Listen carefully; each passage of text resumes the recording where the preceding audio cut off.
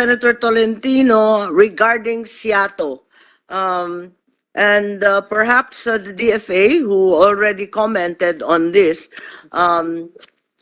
will be the first to brief us. I'd like to acknowledge also the presence of Senator Padilla here.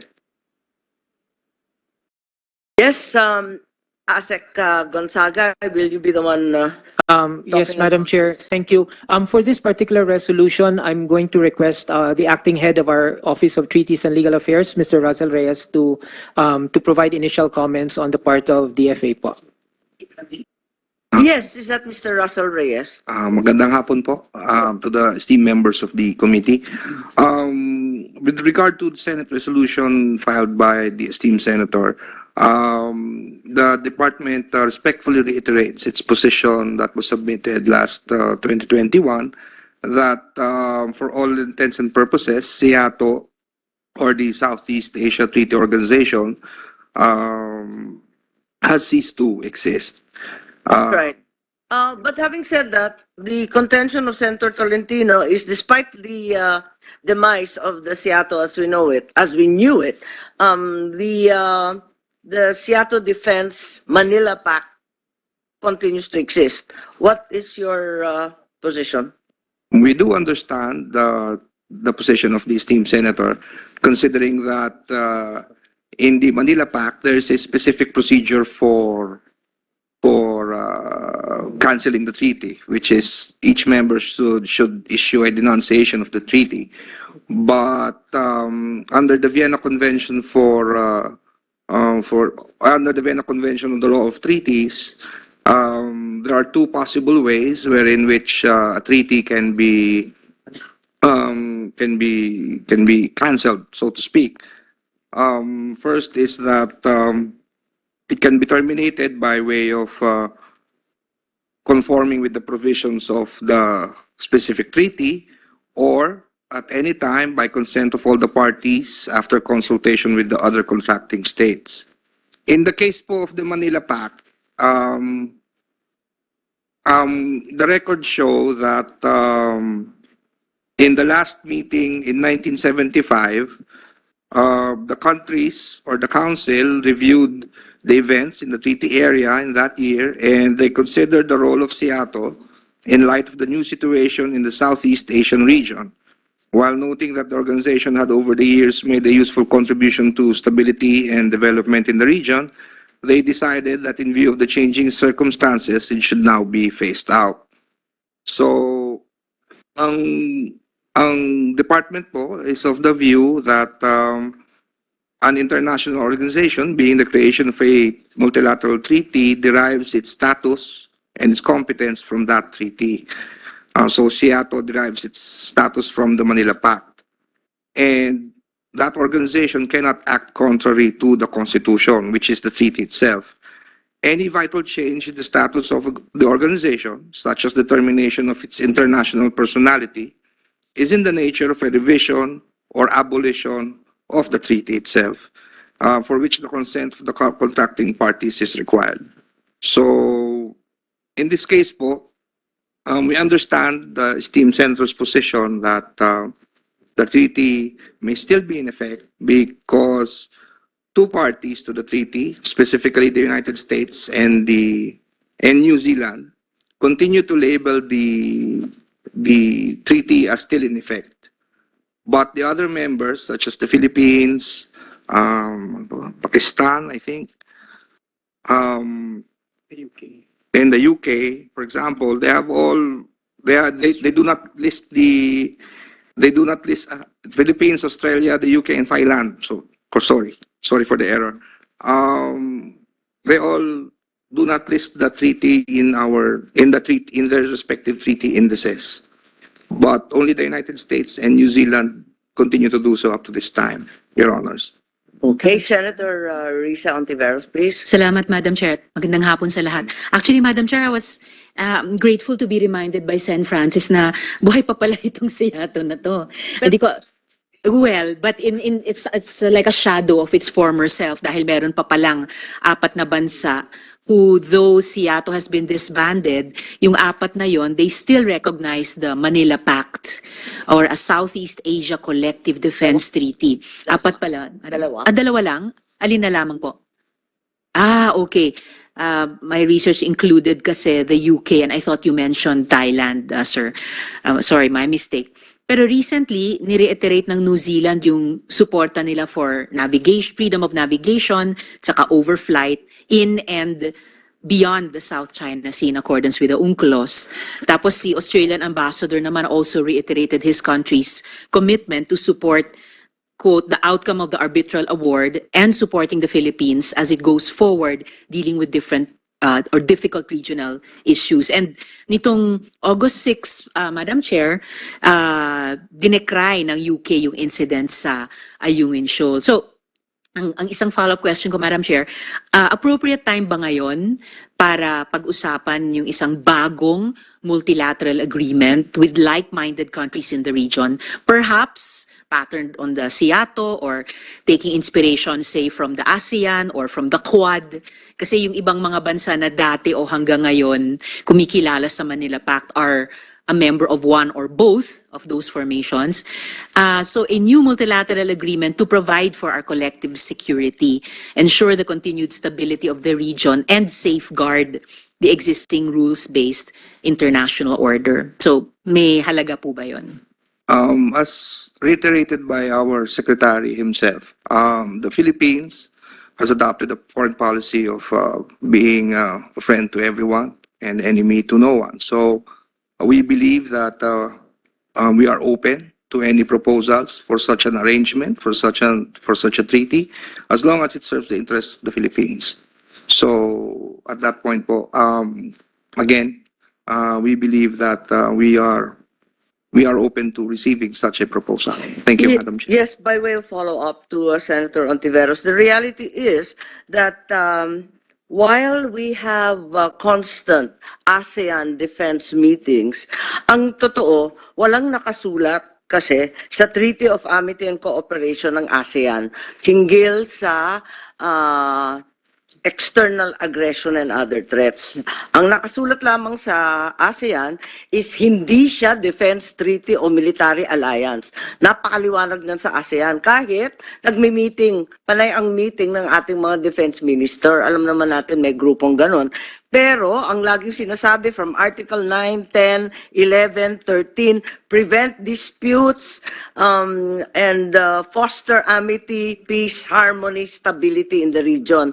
Pero wala kailanman sinasabi tungkol sa military alliance. At eto ang wala sa ASEAN, pero maliwanag sa SEATO. So palagay ko, ang pakay ni Senator Tolentino ay maliwanag na sana magkaroon ng military alliance din sa ASEAN. Kasi sa ngayon, wala silang obligasyon tumulong sa atin.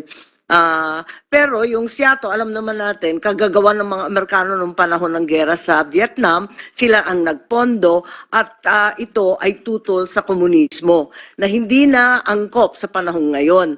Pero yung issue ng magkakaroon ng isang multilateral alliance dito sa ASEAN ay isa sa dapat pag-usapan, hindi po ba? Lalo't ang dami natin ng mga co-claimants, yung Vietnam, yung Malaysia, Indonesia, maraming co-claimants sa South China or West Philippine Sea. Kaya't ito yata ang interest natin na magkaroon ng military alliance. Any input from the DND or our other senators? Madam Chair, Yes, Senator Bato. si Mr. Rosel Reyes. So, right now, we can categorically say na SEATO is dead. With regard to By all intents and purposes, organization, yes, sir. Yes, Your Honor. dead. So, kung tayo'y magsusumikap na buhayin yon, ano ba, magmukha ba tayong kawawa?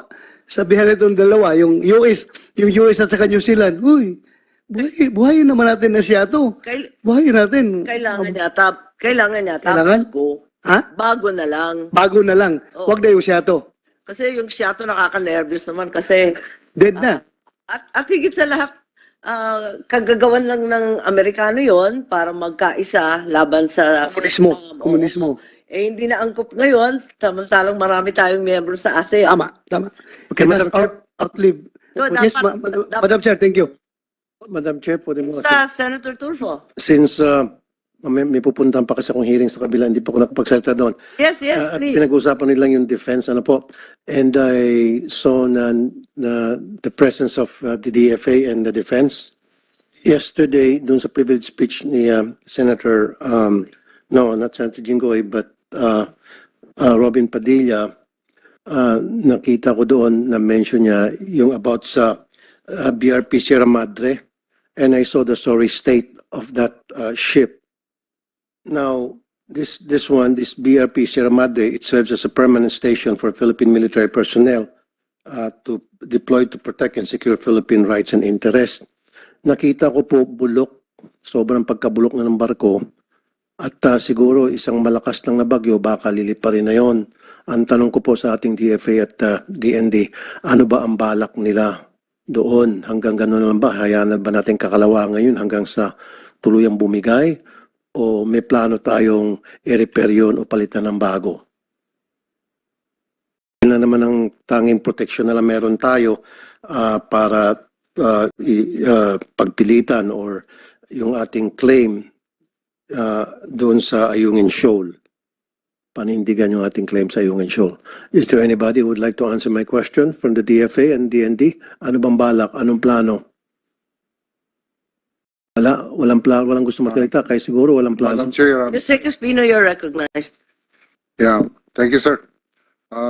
We can give you clearer answers in an executive session.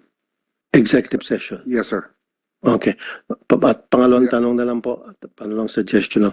Yes, we'll schedule that ASAP Okay. in order to derive the information required by Senator. I read an article pertaining to the suggestion of dating Chief Justice Carpio, if I'm not mistaken, and his suggestion was para hindi na tayo palagi nabubuli yung ating militar ng China sa West Philippine Sea, lalo na yung pagdadala ng supply sa kanilang mga tropa sa Ayungin Shoal.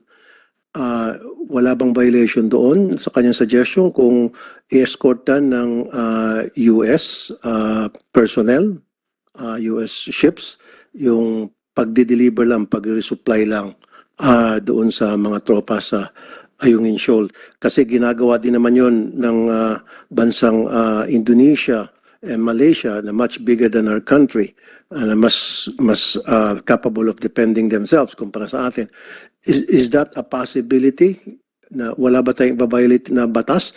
Meron naman tayong tinatawag na Mutual Defense Treaty with the US, and maybe doon na sa pag-resupply hihingi tayo ng tulong sa Amerika. Ito'y ayon kay Carpio ako.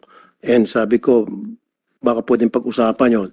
Is that a possibility? Is that doable?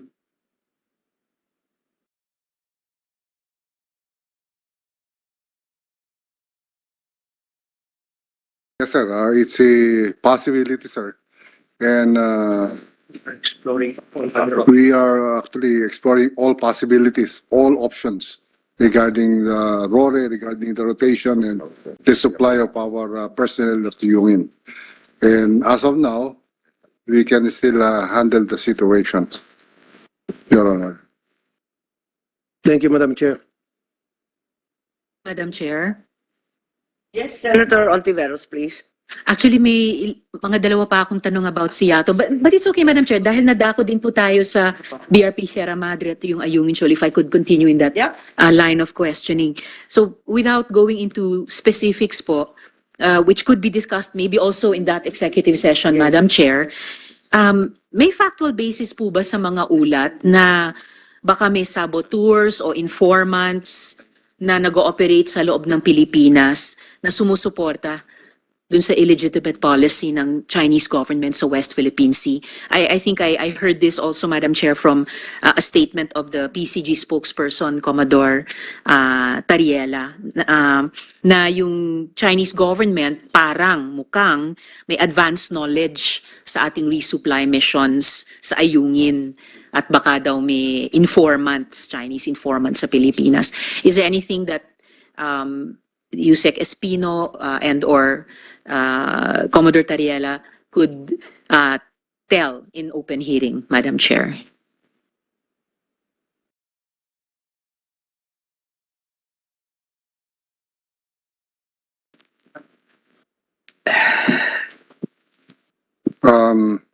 Madam Chair, that is a possibility, but of course, we are always thinking that during the loading of supplies, there are already informants in the areas where we load our supplies before the RORE, before the operations is conducted. So, nakakakuha na po sila ng mga inputs doon and information. Salamat, Yusek, Madam Chair. Related yung sagot nila dun sa follow-up question ko na paano nga ba na yung mga Chino na i-intercept yung ating mga resupply missions? Halimbawa, sa dami ng mga ships nila dun sa palibot ng Ayungin, could that situation in fact be described already as a blockade? Yes, Madam Chair. At any one time, there are a daily presence of about 80 to 200 militia ships and China Coast Guards presence in the area. So even if we escort our vessels, our private vessels supplying the necessary requirements of Ayungin, hindi po tayo, we could hardly counter the number of vessels from China. Normally we escort one Coast Guard and one Navy ship every time we conduct the RORE. But the Chinese, they have at least 3 main Chinese ship and plenty of Coast Guards, plus the militia ships presence in the area. Salamat, Yusek, Madam Chair. In fact, naalala ko po sa confirmation hearing ng isang opisyal natin sa Armed Forces of the Philippines. At that time, the gentleman described the swarming as akin to a phalanx. At kahit po sa aming mga civilian, alam namin ang phalanx military tactic or formation yan. So, to hear of 80 to 200 hostile Chinese vessels conducting such operations around Ayungin, talaga it's a cause for grave concern. Tapos, bakit po na-intercept itong huling resupply and rotation mission? Dahil ba mabagal yung chinarter natin na barko? How do we ensure that the People's Liberation Navy, the Chinese Coast Guard, and the Chinese Maritime Militia are unable to unlawfully intercept or interfere with our operations in the area?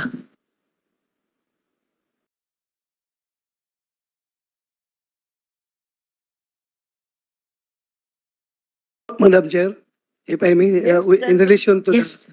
to the question of Senator Risa, siguro sir, ang sagot siguro doon, there's no way we can stop them. Dahil meron silang satellite na nagmumonitor sa lahat ng movement dyan sa West Philippines eh. Pag malaman nila na hindi kanilang barko yung pumapasok dyan, pwede naman, madali lang sila magpa-intercept, di ba? So, wala talaga, wala. There's no way na masasabi natin na ma-stop yung kanilang pangarang. Dahil malaman talaga, hating gabi tayo. Sabi nito, gabi tayo, Ranger operations. Gabi tayo papasok doon para hindi lang malaman. Monitor pa rin yan sa satellite nila, yung movement natin. So, kung bubulihin tayo anytime, mabubuli talaga tayo doon. Bubuhusan tayo ng tubig doon. Kaya nga, sabi ko kaninang umaga doon sa hearing sa DBCC, yung 4.9% of the national budget ng Pilipinas na dedicated to the defense sector, napakaliit yun sa lahat ng sa lahat ng budget, yun ang pinakamaliit, 4.9%.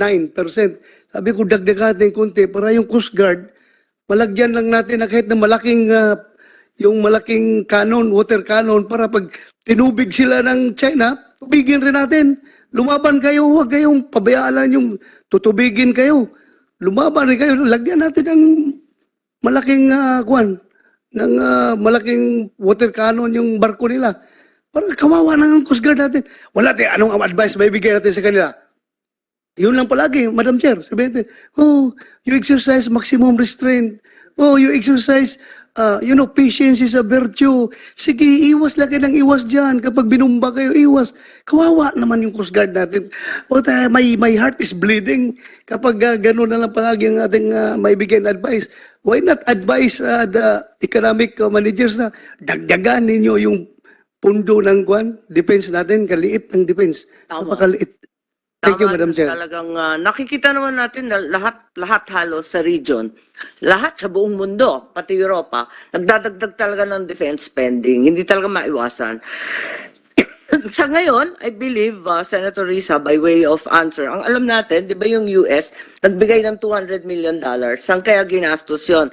Pero, ang alam ko, ang priority nila, mismo yun, yung drone communications, yung drone and other satellite communications. Ganon din, tayo yung first recipient ng Japan ng communications and radar.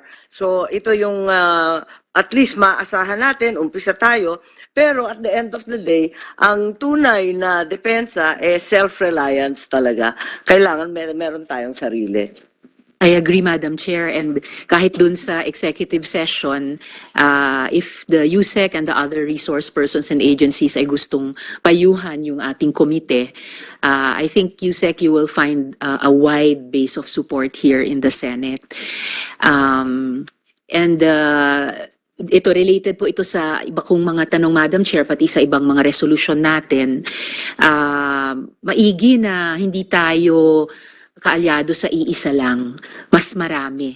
Hindi lang US, hindi lang pagpilian tayo between US and China, pero lahat ng pwede nating makaalyado para sa rule of law kahit sa dagat, sa ilalim ng UNCLOS. Kaya Madam Chair, yung interest ko sa yung isang reso pa natin, yung pag-review at kung ano man sa MDT at yung baka hindi pa naubos na potential sa Malasiato na arrangement, Madam Chair. Salamat. Yeah.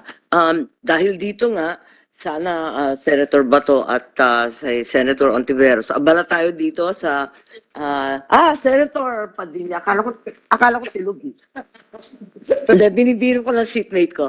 At dahil dito, sana usisihin natin mabuti yung budget na dinagdag sa modernization ngayon. Kasi medyo nadidismaya ako sa Horizon 1, 2, and 3. Hindi matapos-tapos, isa na yung problemang yun. Ikalawa, yung problema pa, halos walang technology transfer sa Pilipino. Lahat imported ng imported. We're basically shooting ourselves in the foot. In the past, we were already doing our own ammo. We in fact fired several rockets, bong-bong rockets at that time. And we had all sorts of vehicles that were manufactured in the Philippines. Ngayon, wala na tayong ginawa. Yung mga mini cruiser na, lahat tayo nag-aral mag-drive sa mini cruiser. Lahat yan, wala na, di ba? Kasi imported na. Dahil meron tayo sa batas, requirement that it should have been used in 2 other armed forces. So even the machine guns and other very basic equipment that we can well produce in the Philippines, we are buying from Korea and elsewhere. It's a really depressing situation. Patras tayo kayang-kaya ng Pilipino gawin pero ini-import pa dahil sa sariling batas. Ano ba naman to? Dapat i-amend sa lalong madaling panahon kasi nakakatawa tinignan ko kasi out of 154 Horizon contracts, let's say 154 more or less yon ng mga kontrata under the Horizon program, dadalawa lang ang may technology transfer na dito gagawin sa Pilipinas o tuturuan ang Pilipino. Yung Israeli, yung sa Navy. Yun lang yun. Yung iba lahat, basta imported sa labas. Samantalang may arms corps, may international. Di ba marami naman tayo dito na nag-export. Yun ang nakakatuwa. We are being prevented by our own laws. So we have to amend these laws, Madam Chair. Mabilisan natin ngayon. Ang gaganda, alam mo lang, hindi. yung mga bagong rifles ngayon ng Arms Corps na gawa. Ang ganda. Naputok ko, ang ganda. Eh bakit tayo bibili pa ng made in Korea, made in Israel? Ang ganda ng produkto natin sa Arms Corps. Pero yung batas natin ang nagpipigil. So ayusin natin yan. At beneficial pa sa atin dahil atin talaga yan. Ating mga tao nagtatrabaho. So our economy is will benefit from that. Yes, I think we have to be like Thailand and India. They've even adapted it to local situations. They've tropicalized a lot of the guns. They've even in Thailand reduced the size so that it's exactly the size of an Asian hand and so on and so forth. Parang binagay nila sa sitwasyon nila. Yun ang maganda sana. Kaya Madam Chair, before we leave that topic, tanungin natin itong DND. Okay ba kayo dyan? Na ganun gagawin natin? Ha? Localized. Kaya nga, dapat, alangan naman kami magpupumilit dito sa Senado na ito, we will ram down your throats. Ito gusto namin. Dapat, ang proposal, manggagaling sa inyo, end users. Sir, tulungan nyo kami. Ganito nga dapat, ganun. Dapat sa inyo manggaling. Kayo, takot ata kayo sa ibang mga ahensya ng gobyerno. Ayaw ninyong i-insert yung, i-insist yung inyong inyong pangangailangan. Gumawa kayo ng bold move na kami dito naman, alangan, makonsensya rin kami.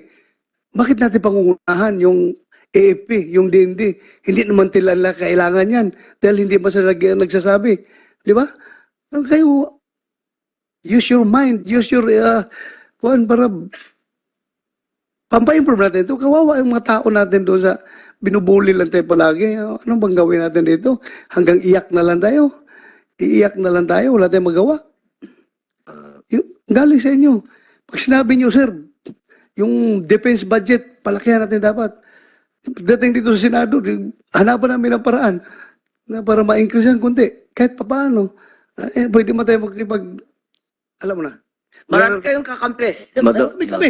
Lahat kami dito. Yes, Senator. Kami dito. Thank you, sir. Thank you. Kampi ninyo. Oh, sa totoo lang ha, sa totoo lang. You will do that, Your Honor. Meron lang po akong maiksing tanong, Madam Chair. Opo, pwede pong tanongin lang kung sino po ba ang nagdidesisyon kung may magbibigay po sa atin ng aid, foreign aid dyan, foreign military aid. Sino po ang nagdidesisyon? Sila po o tayo? Kung ano yung hihingin natin o ibibigay nila? Katulad po narinig ko kanina, Japan nagbigay ng communication. Sino? Sino po ba ang nagdidesisyon nun? Tayo? Hihingin po natin o sila ang magsasabi, bibigay namin to. Ano?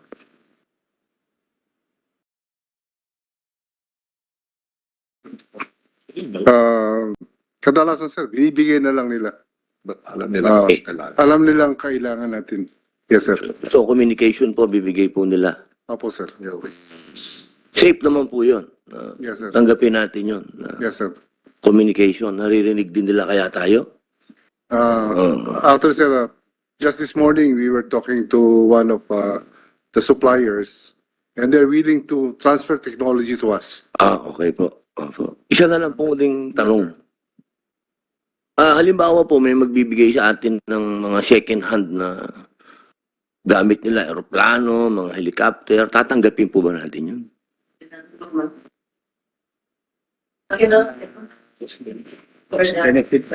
Madam Chair, beggars, Yeah. Senator Robin, Ito na lang, Rosa. Oo. beggars cannot be choosy. Di ba? Kung anong meron kayo, sige. Bigay nyo, tanggapin namin yan. Di ba? Pero, yun nga, kung bigay. Pero kung bibilhin, again, you are being limited by the procurement law. Di ba? May problema tayo. Pero kung bigay, tanggapin natin. Sayang din. Kung bigay po, tatanggapin natin. Yes, sir. Opo.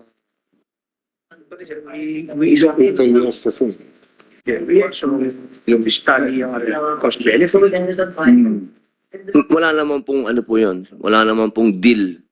Natatanggapin natin yung bigay, Yes, sir. pero sa kanila tayo bibili ng piyesa. Hindi naman po kaya ganun. Kung gano'n po, sir, medyo baka may problema tayo. Baka mas mahal naman yung pyesa kaysa sa binigay nila. Opo, yun lang po yung mga gusto kong itanong Yes, kasi But parang Minsan binigyan ka nga ng sasakyan, mas mahal naman yung piyesang binebenta. Or wala pong supplies. Opo. Walang- Opo. Yun lang po, ako, nagtanong lang po ako tungkol sa mga aid. Maraming salamat po. Madam Chair. Thanks, sir. Yes, Senator Ontiveros. Isang follow-up lang dun sa tanong ni Sen. Robin. So, kaya po nyo binuo yung AFP Modernization Program, di ba? Yung 3 horizons na sinabi ni Chair. Para may framework din po kami sa pagbuo ng mga supportive policies. And yung isa pong lagi naming naririnig sa inyo, yung isang layunin nyo, makaabot tayo sa strategic defense posture. Na konektado din sa pinag-uusapan, anong klaseng aid ang hihingiin or tatanggapin, yung domestic production, mga kakailanganin natin for national defense. So, at least yun po yung pinaka-pwede namin kitignan na gabay. Ano po? Okay. Thank you, sir. Madam Chair. Salamat. Okay, we have a last item on the agenda. Wait first. Meron pa. Sec Gonzaga. I just, sorry, Madam Chair, I just wanted to contribute a small footnote. It's really related to the last comments of Senator Risa and Senator Padilla. As we think together, executive and legislative, about how you can be supportive of the defense modernization plans, I just wanted to mention that we probably can track that with the ongoing discussions we have with the United States on what we're trying to do, a security sector assistance roadmap for the AFP. So that one, we're matching the needs of the AFP with the capabilities that they can provide. So I think we will all just bear that in mind as we work together. Thank you. Madam Chair, baka maganda, ASEC, hindi lang sa US magamit itong roadmap, pero lahat ng mga whether treaty allies or basta mga allies natin sa sabihin nating rule of law sa kadagatan. Opo. That has been recommended po, and we're definitely going to pursue that. Thank you. It should be noted also that the Foreign Investment Act has been amended. And among the key amendments is the defense manufacture requirement that it only be that all production should only be for export. As it stands today, it doesn't necessarily have to be for export any longer. Therefore, if you can attract investors in the defense industry, including communications, radar, vectronics, and others, which was what we were doing in the past, it would be very, very helpful, at least for deterrence and other capabilities. Sana maayos natin yun. At nabuksan na, nasa Foreign Investment Act na bago yan eh. Pwede tayo mag-attract ng mga bagong mga manufacturers dito sa Pilipinas. Okay, with regard to the SIATO, therefore, it's the, yes, Senator Tiveros. Sorry, Madam Chair. Last 2 questions na lang po tungkol sa SIATO. So, may strategic advantages po ba sa pagpasok sa ganyang klaseng mga multilateral security arrangements kumpara sa bilateral lang na arrangements sa ating mga allies at partners? Madam Senator, I think our policy offices are in a better position to answer the question po. Maraming salamat. Okay, Yusek Siriban. Good afternoon, Madam Chair and distinguished members of the committee. Yes, Your Honor, I think there are bilateral arrangements. Of course, we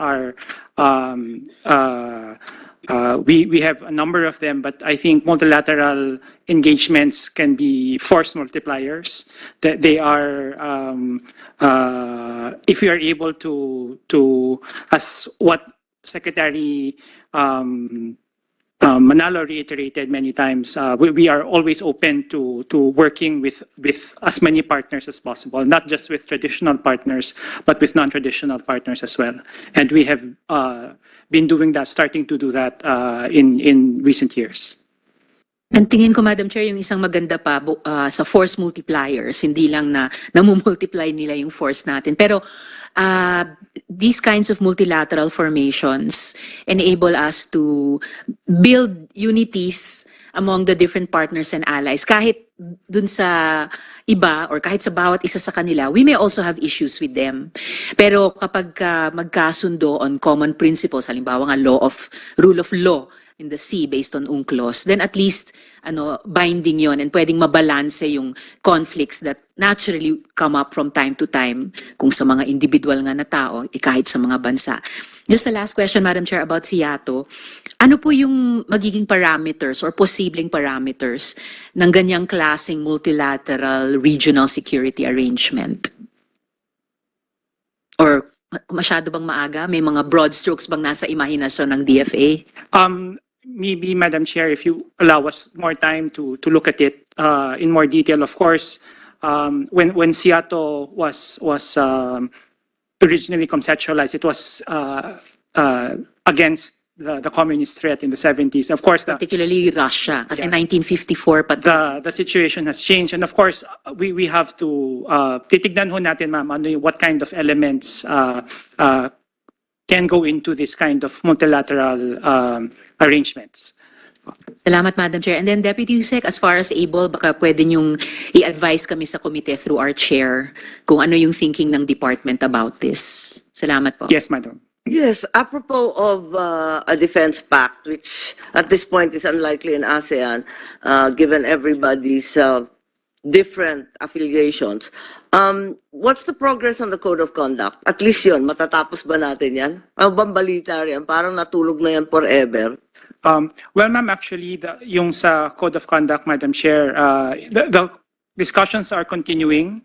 Actually, Wala bang deadline? Kasi I recall before the pandemic, meron tayong deadline eh. Inaasahan na August of 2020 may lalabas. Tapos na pandemic, tapos na isang tabi. Tapos hindi na pinag-uusapan. Although the other week I heard something that I read somewhere that there was some kind of uptick in discussions. Is that correct? yes, ma'am. Actually, Manila, the Philippines will be holding the latest round of negotiations of the code of conduct in August. We are working closely. It's August. Yes, It's August it's now. August. So when is it going to happen? Next week, ma'am. Next week. So, this is the latest round, and hopefully also we are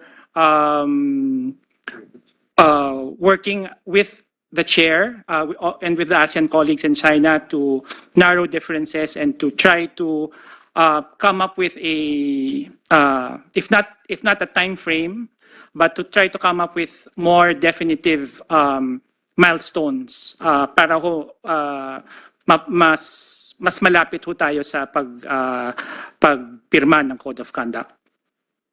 Okay, so that's a valued first step. I don't know what the Philippine position is, but I think there were some members who wanted a more stringent and legalistic code of conduct, and others who wanted a more liberal, open-ended one. I recall that was the split and the delay. In any case, let's move on with the Seattle. I have in hand already the DFA opinion that it's only a technicality if it exists at all, and that in fact we have to rely on ASEAN because Seattle is no longer there. But in fact, the opinions raised are certainly valuable, that a defense pact among our neighbors would probably be something we should explore in so far as it is possible. Okay, lipat tayo sa MDT, ang 1951, 19 kopong-kopong na kasunduan ng Pilipinas at ng US. Ang katotohanan, napakaraming mutual defense treaty ng Amerika sa iba't ibang bansa. Hindi lang tayo, pero eto nga, andito nga yung resolution ni Senator Tolentino na naman, na i-expand yung definition ng metropolitan territory at may payment at itabi yung definition ng gera para madagdagan ng cyber attack. Okay. Pero in the meantime, I am aware that nung Mayo, nagkaroon ng bilateral defense guidelines. Is that correct, SND? There were new guidelines that were established with key priorities to deepen cooperation and interoperability, land, sea, air, space, and cyberspace that probably already respond to the resolution of Senator Tolentino. Dahil alam naman natin, ang MDT at ang anumang treaty, napakahirap ipasa sa US, pati dito sa Pilipinas. Ang ginawa, nagkaroon tayo ng bilateral defense guidelines nung Mayo. Tapos, itong alyansan to has now become not only a military partnership, instead it's now a comprehensive strategic alliance. Nag-level up siya, di ba? So the wording is that an armed attack in the Pacific to include anywhere in the South China Sea on either Philippine or U.S. armed forces, including both nations' Coast Guard, aircraft, or public vessels will invoke mutual defense commitments. So maliwanag na yon. Hindi katulad dati kasi depende sa administrasyon sa Amerika, minsan sasabihin na yes, minsan hindi tama. So ngayon mas maliwanag, they will come to our defense, but it does not create rights or obligations under international or domestic law and can be modified as deemed necessary. So, in theory, it has the flexibility to modernize, which perhaps the MDT is not able to do very quickly. So, may coordination, and there's mention now of both conventional, non-conventional domain, taking into account asymmetric, hybrid, irregular warfare, gray zone tactics na nabanggit kanina sa swarming, at pati na rin artificial intelligence. Meron ring information sharing at hindi pa rin natin napapasa yung General Security of Military Information Agreement. Yung GSOMIA, matagal nang inaantay ng Amerika yan eh. Tapos yung Security Assistance Roadmap. I think you made reference to that earlier, Asek Gonzaga. And interoperable defense platforms from FMF, and FMS and excess defense articles. Pero sana wag naman puro bulok na truck, ano. And then deepen cooperation with EDCA, expand cooperation maritime security, National Coast Watch, civic action programs, eto na yung disaster and humanitarian. So, develop air defense capability. Kaya lang ayaw nila magbigay ng F-12, hanggang drone lang daw. Paano kaya yung air defense na yun? Ewan ko ba. And then, combat transnational non-conventional threat, improve cyber defense and cyber security. Okay, so ito yung update, ano? At yung EDCA sites, ano, na I think binibilisan na yung construction sa original original 5 sites and even in the 4 new sites. No, so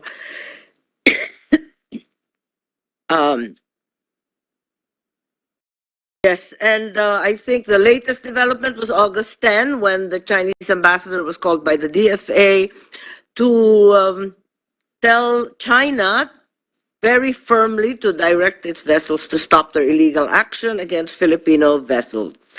Beijing responded with the offer to dialogue, but the request that Philippines should meet halfway.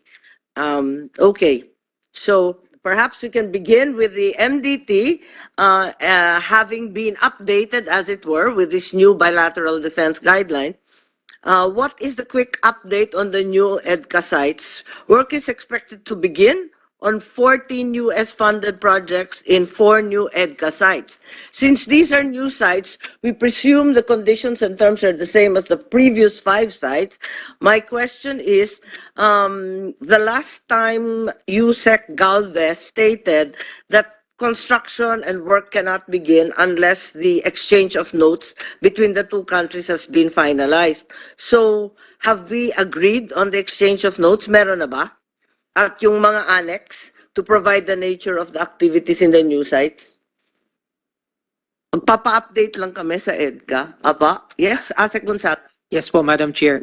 With respect to the 4 new sites, as you referred to the statements of OIC Galvez and Secretary Manalo, actually also at that time, at the last hearing, the exchange of notes have not yet been completed on the 4 new sites. So we're still currently in discussions with the US side on finalizing those notes po. Bakit sinabi sa dyaryo na magsisimula na? yung construction sa 14 projects in 4 sites kung wala pang exchange of notes? Di ba dapat magkaliwanagan muna? That's correct. I'm not sure, Madam Chair, about the context of that particular statement, but I think what is a matter of fact is that there are already specific projects that are envisioned for these new sites. But obviously, as you correctly pointed out, I don't think the AFP or the DND will allow construction to begin until after the notes are completed po. So we're assured that in fact construction hasn't begun until the exchange of notes has been settled. Is that the guarantee? SND, please.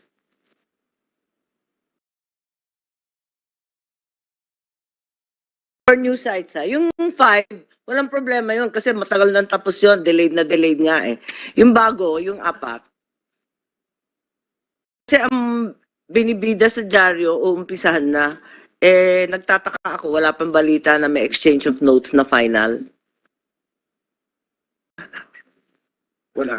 As of now, Madam Chair, the projects have been undertaken to the old sites, to the 5 sites. Yes, But I the new recall that the 5 sites, the last time they reported, only 20% completed. Yes, ma'am.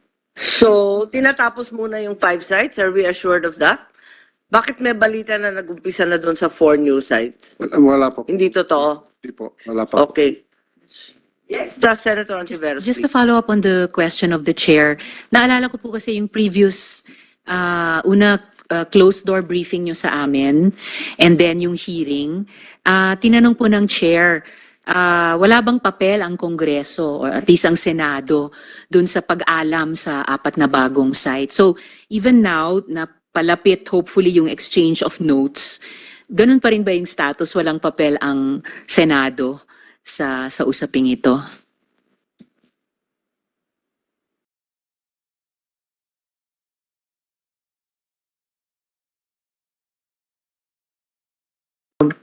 Thank you. Thank you, Yusek. Thank you, Madam Chair. Well, I think, and I would stand to be corrected by my colleague from the legal office of the department. Essentially po, I mean, obviously there is no formal role for the Senate because this is just an implementation of an international agreement already that has been ruled as not needing also Senate concurrence in the context of EDCA. But obviously the engagement that we do, and of course the cooperation that we can promise the committee in terms of briefing you, in terms of providing you updates, I think that goes without saying po. Just for the record, Madam Chair, syempre po na-appreciate ko yung patuloy na commitment sa mga briefings, sa pag-update. Pero siguro naintindihan nyo rin po why this is a nagre-rankle, long-standing issue dahil siniseryoso din ng Senado na kami yung treaty-making body. So, anumang mga bagay ng international relations, syempre, medyo ina-assert namin yung papel. So, but I can leave it at that for now. At least na-register ko, Madam Chair, na continuing concern din po itong ng komite. Salamat po. Yes, I think the distinction always has been between a treaty and an executive agreement. Time and again, EDCA has been defined by the Supreme Court as an executive agreement and therefore the purview of the executive. Pero, hindi naman sinasabi na hindi dapat malaman din ng mga ibang opisyal. Okay, so eto nga, we have your assurance, therefore, that should there be an exchange of notes, maabisuhan naman kami kahit paano na okay na yung exchange of notes at maliwanag na para makapag-umpisa ng trabaho sa iba't ibang bagong EDCA sites kasi wala pa kaming balita kundi nababasa lamang sa dyaryo. The news about the long overdue review of the 1951 MDT continues to circulate. It's your opinion, however, that the new bilateral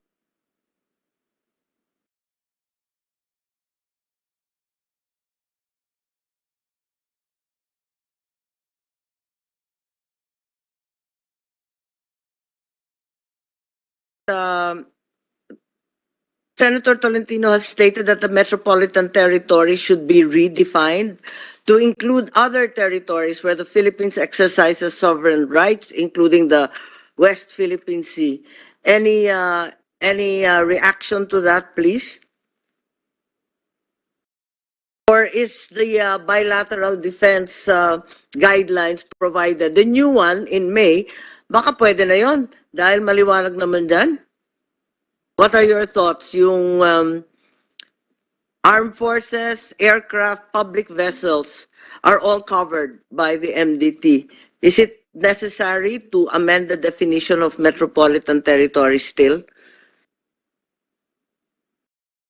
Madam Chair, well, with due respect to Senator Tolentino's views on the issue, I think the position that we take with respect to this particular suggestion is that we suggest to the senator that the current statements or in the defense guidelines that were issued in May, as well as the various commitments on the part of U.S. government officials, clarify already the coverage of the Mutual Defense Treaty, as including the areas that he seeks to sort of explicitly. So okay na to, yung armed attack in the Pacific, including anywhere in the South China Sea, on either of their public vessels, aircraft, or armed forces, which include their coast guards. Yes, ma'am. Okay na yan, kasi it encompasses anywhere in the South China Sea. And anyone. Anywhere and anyone, and anything.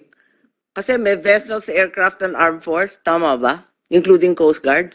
So, malawak na yung definition na yan.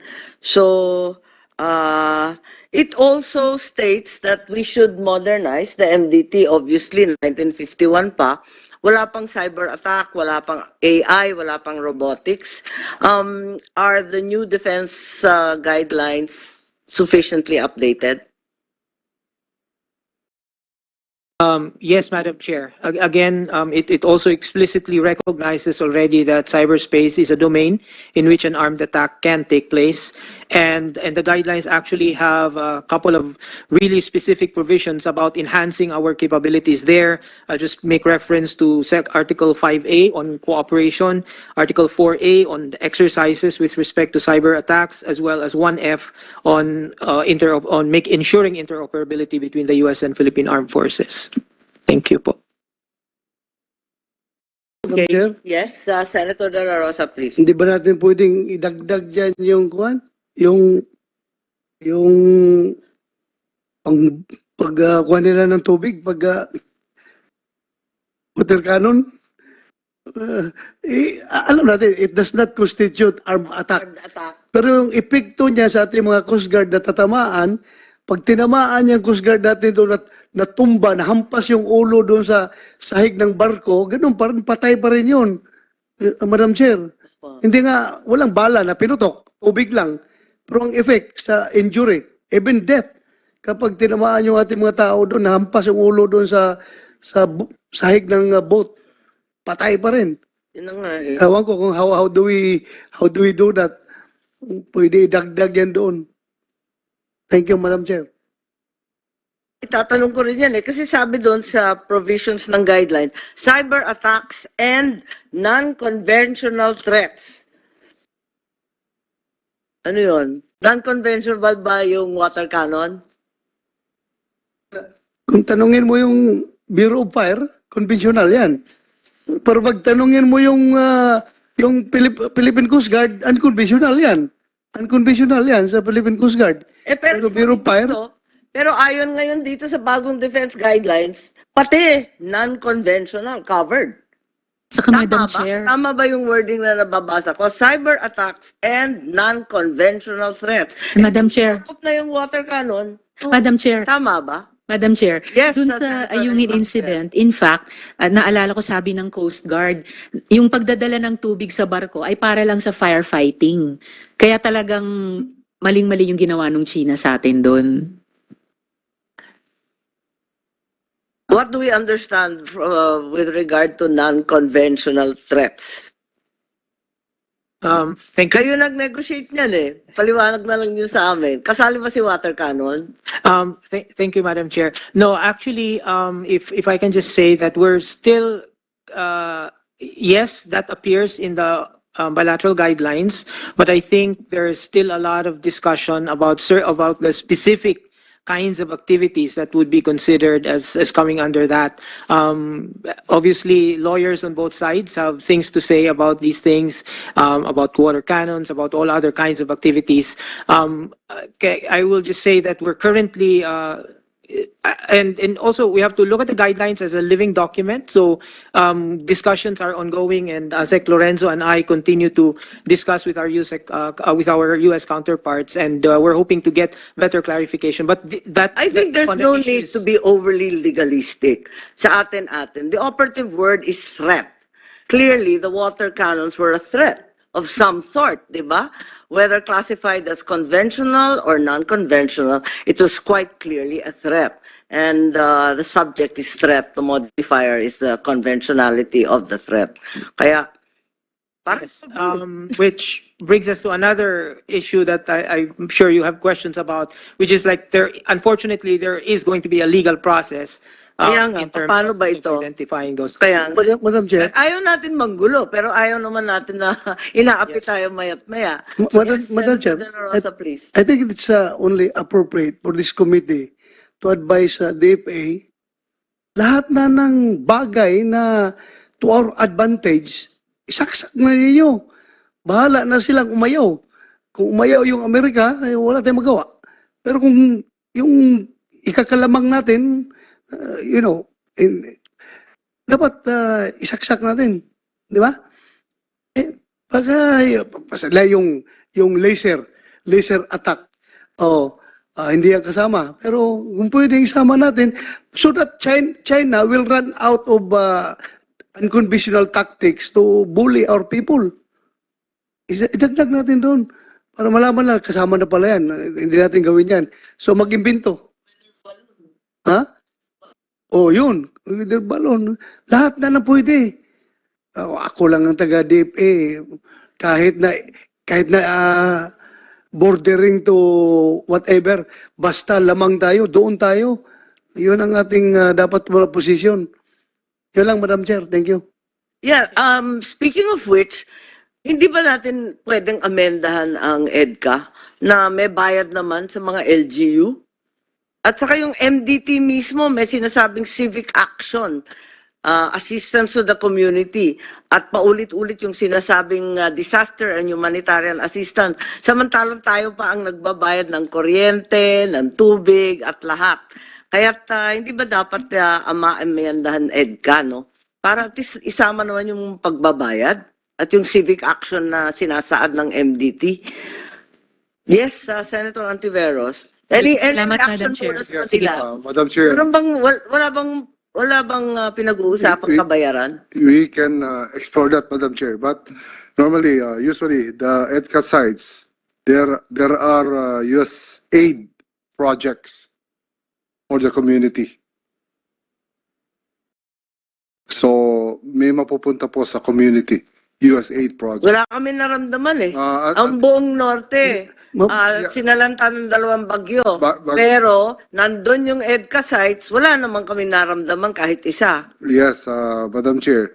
But they recommended this, actually, the US aid projects plus other community projects. Yeah, yung civic action, 1951 pa yan, hindi bago yan. Yes. Madam Chair, That Yes, Senator De La Rosa. mabuti ka, wala kang naramdaman. Ako wala talaga akong nakita. Sir, like for example, yung Zamboanga, yung kampo na Zamboanga na 24 hours sila naka-aircon, ibig mong sabihin, yung anong kampo natin dyan sa Zamboanga? Yung Mismincom natin ang nagbabayad ng kuryente nila? Ganun ba ibig sabihin, no, sir? Sila? I think, sir, separate ang meter nun, sir. They pay for the electric bill. O tubig kuryente daw, sabi ni Madam Chair.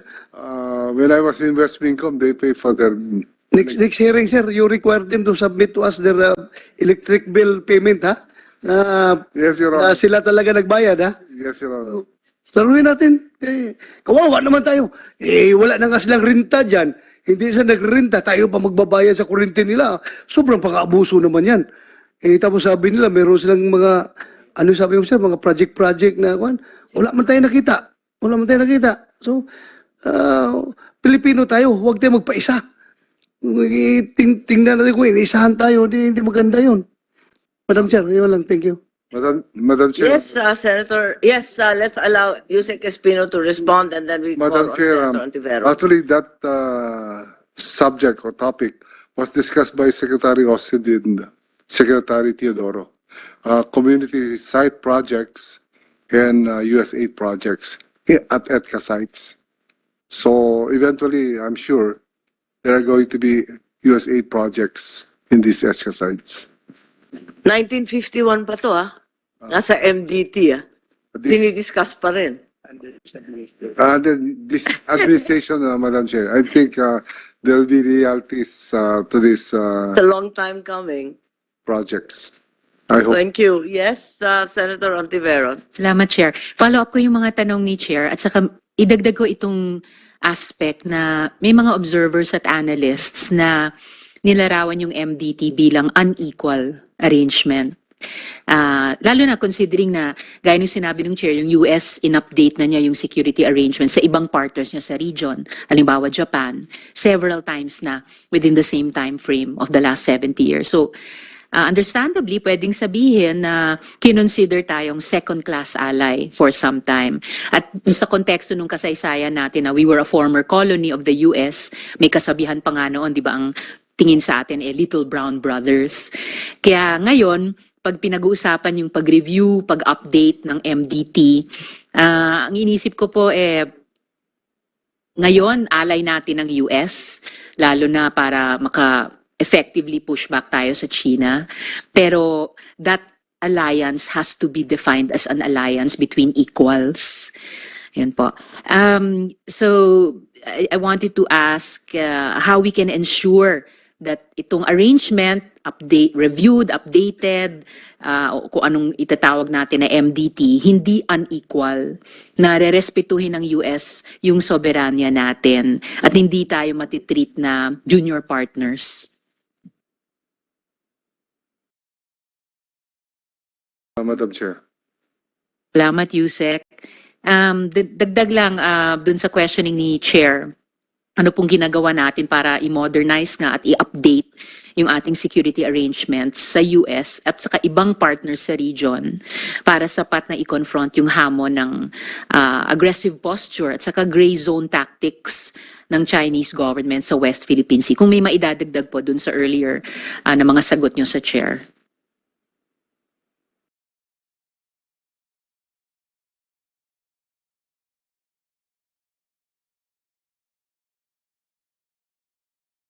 Thank you, Madam Chair. Let me just expound on our general strategy on how we would address the situation in the West Philippine Sea. Basically, ma'am, we are looking at three lines of efforts. Because the problem in the West Philippine Sea is multifaceted, no? It cannot be just look on one prism. So our approach generally is to first strengthen our economy, sanction-proof if it possible, because currently our economy is very vulnerable to sanction by our powerful partners, and our ability to make a tougher position or response would be dependent on how resilient our economy on sanctions. So that one, sir, ma'am. And then another is to leverage our alliances, not only with the Americans, but all other security partners in the region. All those that believe in the principle of a rule-based international order. And the next is, of course, to modernize our armed forces. These three are interrelated. Once we achieve a certain level of resilience and the support that we get from our alliance, from our partners, not only on military aspect, but we are trying to economic dimension on those alliances, even the MDT, and we develop our credible defense posture, then we can make a more tougher position in the West Philippines to address the situation. So, and all of this thing, ma'am, is underpinned by strategic communication led by the Department of Foreign Affairs and other relevant agencies. So, in a nutshell, ma'am, that is the way we intend to respond to the challenges in the West Philippines. Thank you, Mr. Chair. Madam Chair. Salamat, Yusek, Madam Chair. At given itong tatlong lines of efforts, ano yung mga provision sa MDT na kailangan i-clarify o i-modernize kung mayroon man? From the continuous review of the MDT make it a living document, as ASEC JB has said. So all of those no longer relevant provision, like the expansion of the definition of a metropolitan territory, the inclusion of non-conventional threats, and putting a economic dimension on the MDT, not only on purely military, would I think it is one way of our ways of modernizing the alliance. So it is, since we understood that in 1951 we are only confronting a bipolar world of the Cold War, but now security situation is different, so we have to address some of the provisions, include other dimensions that would allow us as treaty partners and as an individual country to address the emerging situation in our security environment, ma'am.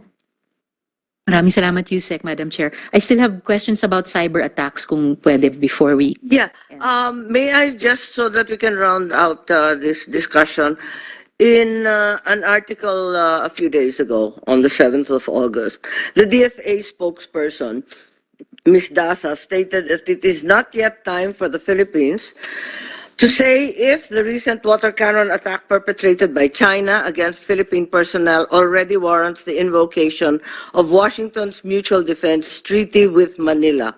May we request the DFA to expound on this statement? It is not yet time. Why? When will it be time?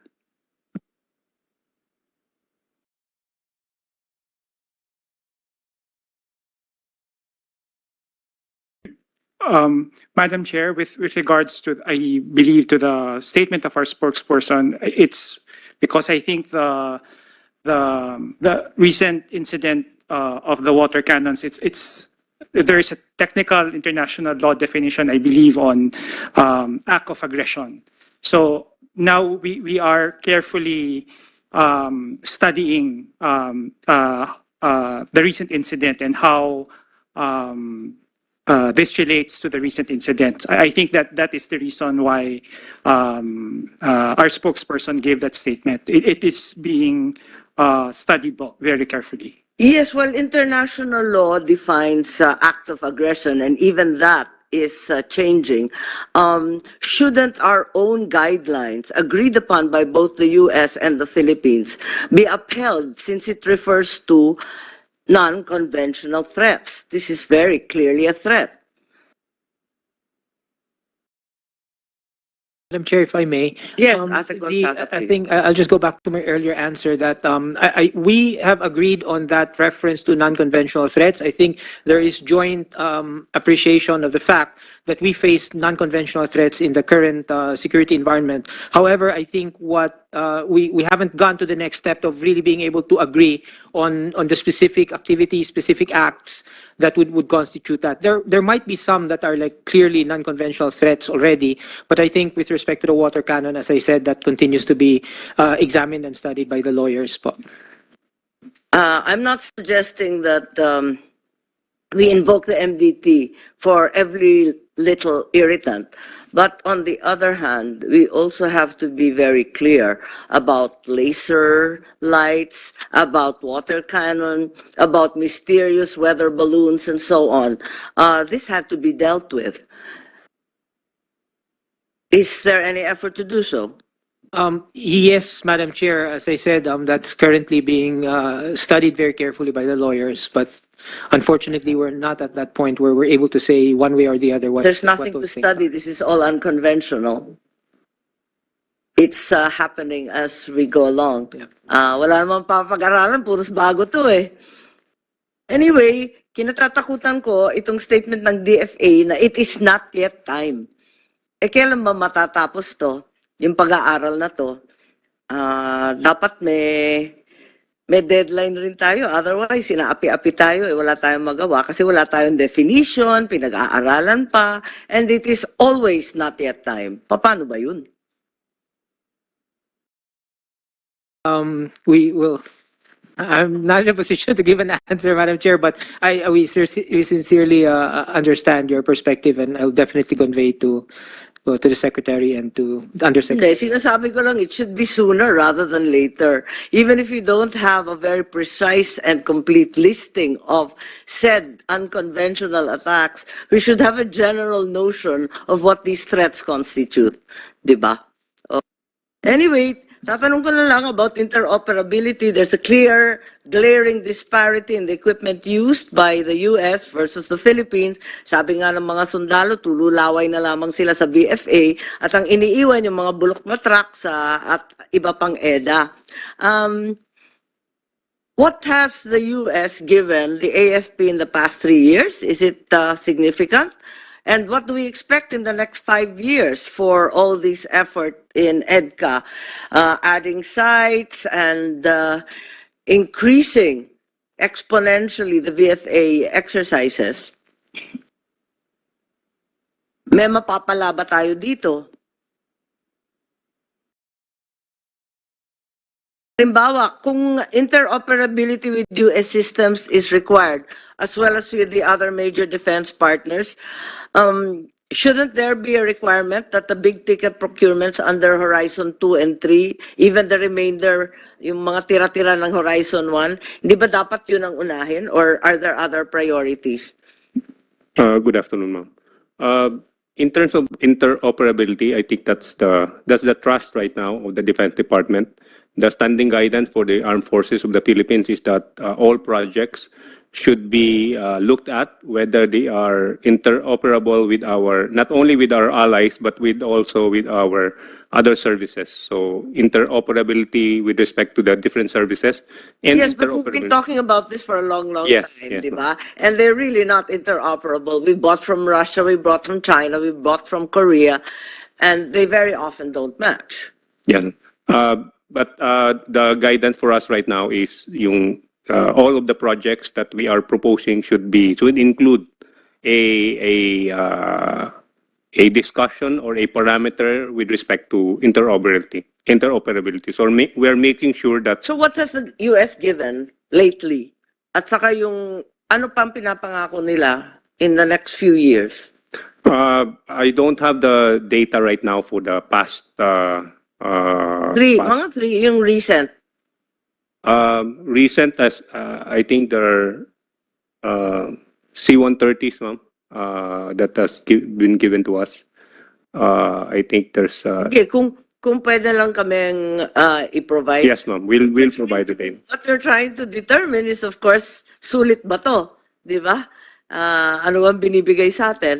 Are we requiring at any point na they should comply with Horizon 2 and 3? Are we maintaining those priorities, or do you have other priorities na ngayon?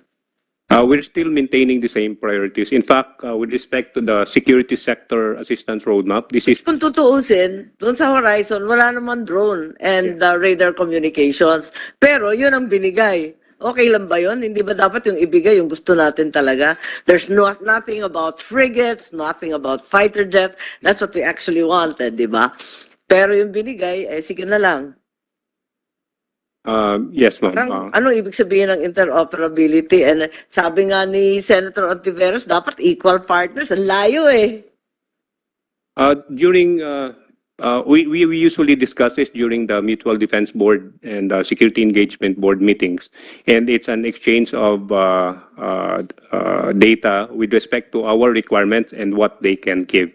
So to the extent that you can, siguro, General, if you would, kung maaari, bigyan na lang yung information kahit hindi ngayon, siguro sa executive session or even sa confidential document. Yes, we will. Dahil we are aware that there are weapons acquisition programs and packages being promised by the United States, but we're also curious what these are, because right now, the FMF being given is tiny. Although, of course, it was increased from last year. When you compare it to countries like Egypt with 1.3 US dollars annually, Israel 3.3 billion, Jordan 400 million, Taiwan padagdag ng padagdag, hindi na natin mabilang. Why are we not getting more? That's really the question. We will submit to the committee, ma'am, the equipment that we. Because if you recall, in the MDT, it's very clear that the MDT also requires the United States and the Philippines to coordinate closely on the Philippines defense budget planning. In short, dapat tumulong sila sa modernization from Horizon 1, 2, and 3. Dapat compliant doon. Pero parang hindi nangyayari eh. Ibibigay lang nila yung gusto nila. Tama ba yun? Di ba? Balikan natin yung MDT. Nandun kasi eh.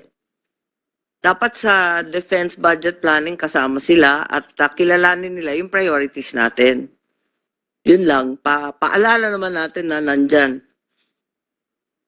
Of course, PCG, for example, the Coast Guard, hindi naman siya kasali sa AFP, but modernizing and beefing up the PCG is of vital importance. So are we aware of any PCG modernization or assistance packages from the United States?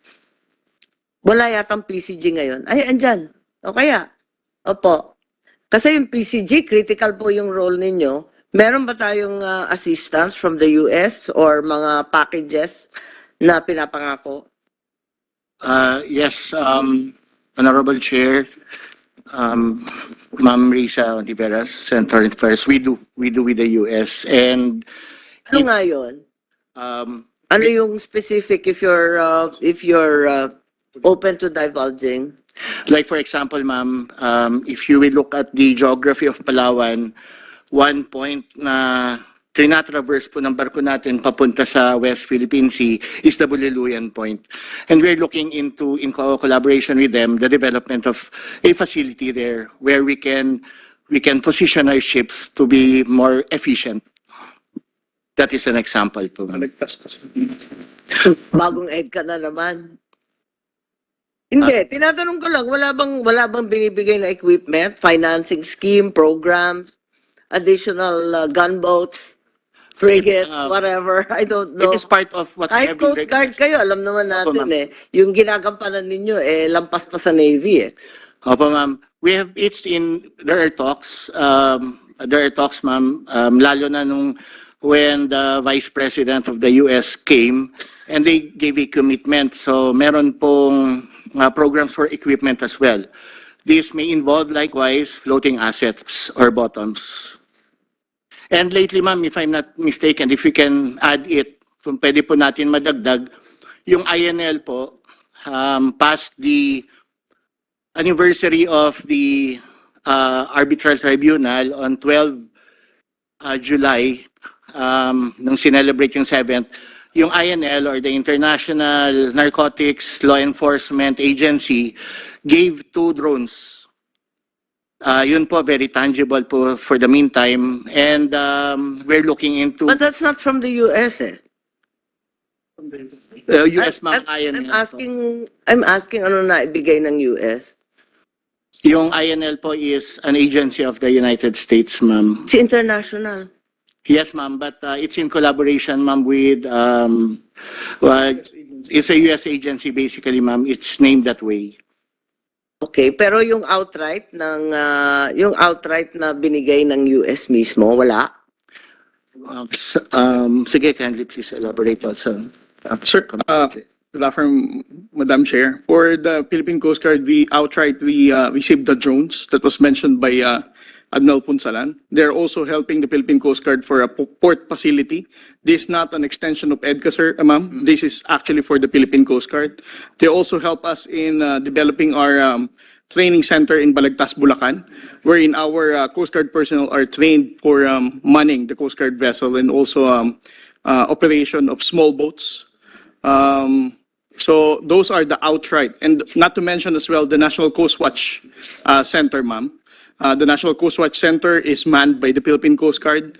in terms of the radars, the AIS capability, the MDA infrastructure of the entire National Coast Watch is funded and constructed because of the United States, ma'am. Sige, bigyan na lang ninyo kami ng kopya. And then what do we look forward to in the next 5 years? Because I know there should be programs. Yes, ma'am. The United States, through cooperation with the United States Coast Guard, are also looking into allocation of our donation of additional Coast Guard vessels that are decommissioned from the U.S. Coast Guard inventory, ma'am. It is while we are still waiting for the approval of the United States Congress, the intention for next year is for us to receive at least 2 decommissioned U.S. Coast Guard vessels. And then in the next coming years, they're still going to support us for our port facilities that will enable the Philippine Coast Guard to maintain our presence in different parts of the country, ma'am. And then the last one is, which is the most important one, is the maritime domain awareness capability of the Philippine Coast Guard and the National Coast Watch Center, ma'am. Okay. So that we can be The able to- maritime, sorry, can you? maritime domain awareness, ma'am. Okay. So that we can be able to effectively monitor the presence of all foreign vessels within our maritime domain, ma'am. Okay, thank you. Yes, CG Punsalan. Opo, ma'am. Thank you very much po. Ma'am, if I may add, along all this is the interoperability on the ground. So just last year, Yes, that's why we're asking Opo, ma'am. what equipment are they giving, because it's all in pursuit of interoperability, isn't it? Opo, ma'am. And nilang worth mentioning po siguro na just last year, June 2023, naganap po yung pinakaunang trilateral exercise po. We have US and Japan with us. Naganap po yun. Nasubukan po yung mga trainings na we got from the both nations that we are collaborating with. Thank you, Madam Chair. Yes, thank you. And Senator Ontiveros, please. Thank you, Madam Chair. Paalala lang, dahil binanggit nyo, Vice Admiral Punsalan, yung maritime domain awareness, ang DFA also has been conducting an information and education campaign tungkol sa arbitral award. So, makamaganda na yung mga ahensya natin, departments and agencies na may similar efforts. Kumbaga, parang force multiplier din, as we were talking about SEATO earlier, para matutunan ng bawat Pilipino, lalo na yung mga bata natin, how we are an archipelagic, a maritime nation with even more water than land territory in our national territory. And then, Madam Chair, just before I go to my last questions about cyber attacks, hindi ko matapos pag-isipan yung discussion kanina about the ongoing study on acts of aggression. And like itong water cannoning na ginawa sa Coast Guard natin, baka nga talagang the Chinese Coast Guard was keeping it within the domain of gray zone tactics para hindi siya umabot sa threshold ng act of aggression, defined as an armed attack, precisely para hindi matrigger yung MDT. And I don't know, Madam Chair, if the new security guidelines shed some light on, dahil it's short of an act of war, at I think marami kung hindi man lahat tayo ayaw matrigger yung MDT, it remains a deterrent na paano tayo pa rin effectively makaresponde sa ganyang offensive actions. So lastly, Madam Chair, kasi nabanggit na rin kanina yung cyber attacks, just a few questions. Ano po yung risks involved sa isang kumpanya, and here I'm talking about Udena Corporation, affiliated with China Telecom, na pinapayagang mag-install ng telecommunications equipment malapit o sa loob mismo ng ating Philippine military bases? At paano pwedeng ma-mitigate yung mga risks na yon? What you are able lang, sirs and ma'ams, to tell in open hearing.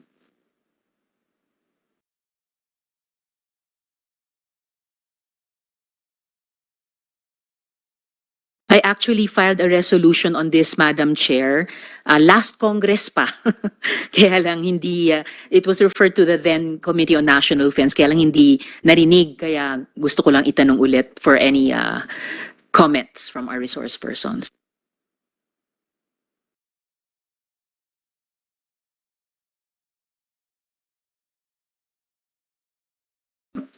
Good afternoon, ma'am. Currently, I don't have the answer to that question, ma'am, but we'll coordinate with our other staff to, I believe they have a position already on that, and we will submit to the committee as soon as we get it.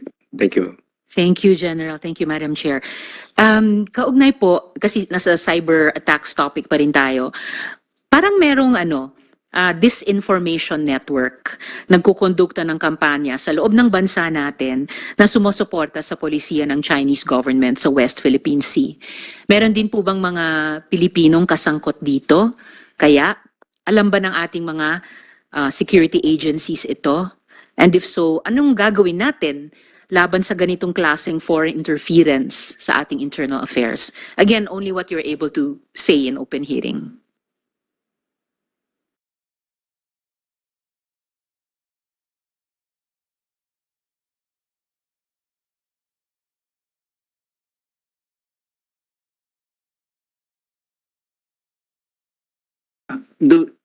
Madam Chair, we'll just check if we have a representative from the NICA. Kanina meron. Meron kaya?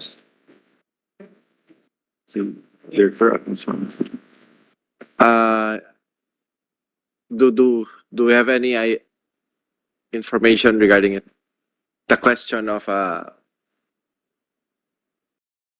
Maybe to help if it can, natanong ko rin sa isang hearing dati, previous Congress, kay then National Security Advisor Esperon. Opo. Nagkuhan tayo, di ba? Nag-executive session. Nag-executive session kasi ang tanong po ay meron ba tayong cyber defense strategy and therefore meron ba tayong cyber defense program? And at that time parang wala pa or nasa super infant stages pa. So I don't know what, and Nika might update us about this na pwedeng gawin na hindi sa executive session.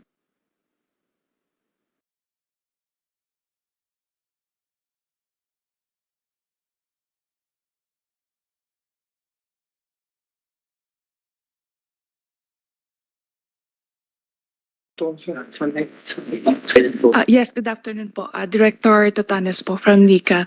We will check our records on this, but on cybersecurity, I don't know if we have representatives here from our DICT who are in a better position to answer the query. Madam Chair, may DICT ba tayo dito?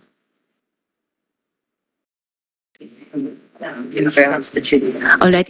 Thank you, Ma'am Totanyes and General and Madam Chair. Just to my last question, pero sabihin, i-make of record ko lang po na mula nung nakaraang kongreso hanggang ngayon, ang posisyon ko po ay tanggalin natin ang any Chinese government state-owned enterprise na nasa telecoms, lalo na sa loob ng ating sariling mga military camps and facilities. So lastly po, Madam Chair, kung yung mga foreign state-initiated cyber attacks are to be considered armed attacks, na tingin ko rin bilang civilian, medyo fuzzy naman yon. Kaya baka, di ko alam kung napag-uusapan din ito together with mga water cannoning. But if they are considered attacks, and I do consider them attacks, anong countermeasures ang dapat ma-provide for sa ilalim ng isang updated, modernized MDT at pati sa ating ibang security arrangements?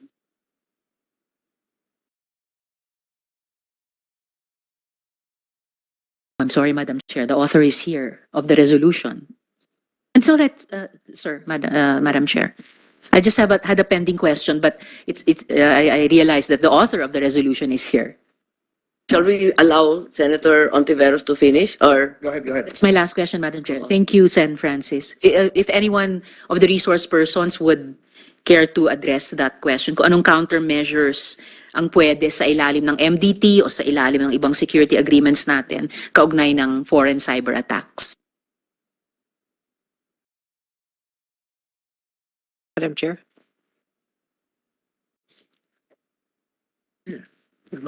Yeah. So, Madam Chair, just quickly to respond to Senator Hontiveros' question. Well, yung binabanggit po ninyo, ma'am, na like hybrid or irregular warfare, that's already in the radar screen of the Philippine-US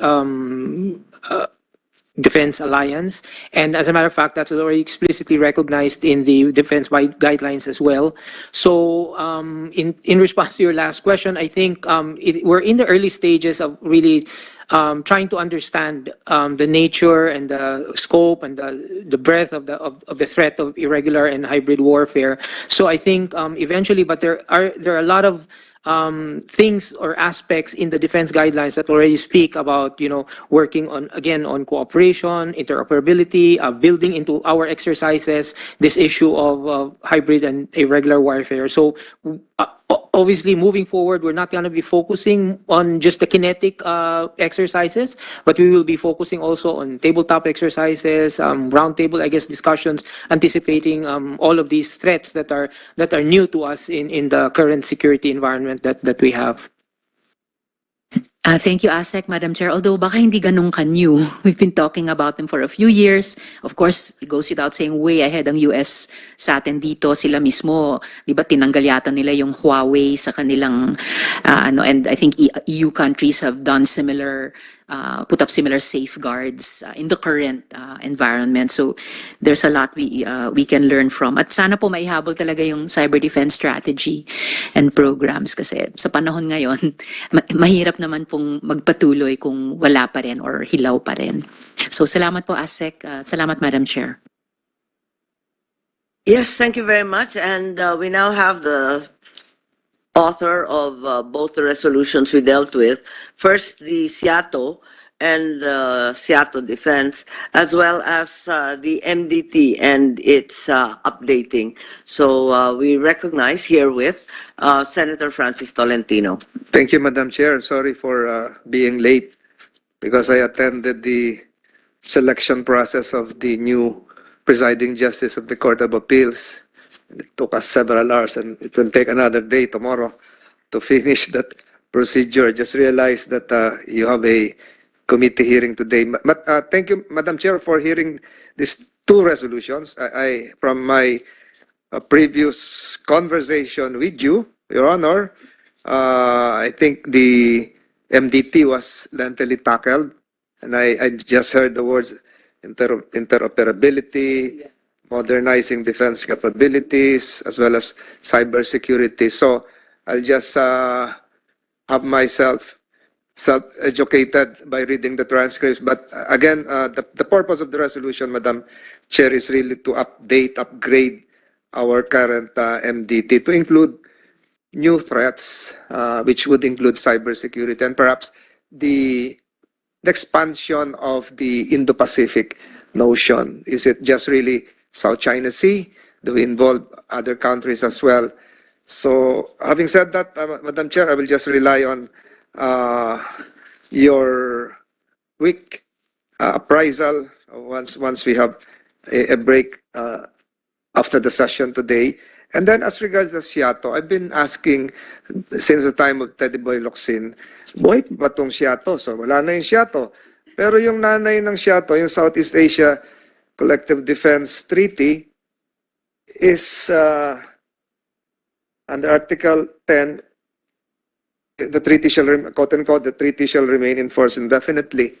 My reading of this, and looking at the Vienna Convention, the law of treaties, is that this mutual defense, the Southeast Asia Collective Defense Treaty is still in existence, notwithstanding the opinion coming from the FA and others. Kasi a treaty can exist just between two countries. And if you look at the website of the United States, still there. Diba? So sino ba yung umatras lang? Umatras lang is Pakistan for obvious reasons, but other countries are still they still recognize the Manila Pact. And the Manila Pact, the Secretary is supposed to be Manila, although it was originally signed, it was likewise signed in Bangkok. So, Madam Chair, if you can just give me a few minutes para educate lang ako sa DFA. Buhay pa ba ho yung, although wala ko kanina. Actually submitted a and it's Mr. Reyes who explained that Although it may technically be still contained in the books of two countries, it's been deleted in most others. So, Mr. Reyes, please. Magandang hapon Sorry, po. pinapaulit kita, pero tayo ba dinilit na natin? Yes, sir. So wala na. Wala na po So, sa opinion with nyo- regard to the Philippines. When was this deleted? We can check, sir, kung kailan po. Kasi the last time we had Secretary Locsin here, nandun pa eh. Mm, And then the same is true with my continuing query, although this is not related to this inquiry, is the Asia Pacific Fisheries Commission. This was signed in Baguio years ago. Tayo rin ang secretariat, the Asia Pacific Fisheries Commission. Asia Pacific, this APFIC is envisioned to promote full and proper utilization of living aquatic resources in the Asia Pacific area. So, anong tugon din ng doon ng DFA? Kasi ngayon, kukulang tayo sa isda. Nahirapan tayo mga isda sa West Philippine Sea. Ito yung function nun. Tayo rin ang secretariat. Sa Baguio po ito nilagdaan. May from DFA? Pang-apat na budget hearing ko nang tinatanong ito eh. For my capacity right now, sir, I can check. Sir, in my capacity. But I think this has been discussed again. We acknowledge that this has been discussed before. But in my personal capacity right now, sir, I can check. I will check. Kasi nung huling nabalitaan ko, hindi raw tayo nagbabayad ng dues. Mura lang eh, parang $300 kung ano. I might be mistaken. Yun lamang po, Madam Chair, and I will restudy this again. Don't want to take much of the committee's time. If as intimated by the good chair, there is a forthcoming institutionalization of the guidelines Last May. last May. So would that, if I ask the FA, would that be converted as a protocol to the MDT? Comes an annex, I think. As an annex, would that need a Senate concurrence? No. Wala na? So approve na lang, pasok na rin doon yung mga EDCA. Madam Chair, well, actually, it's been issued and signed already, Okay. Madam Chair.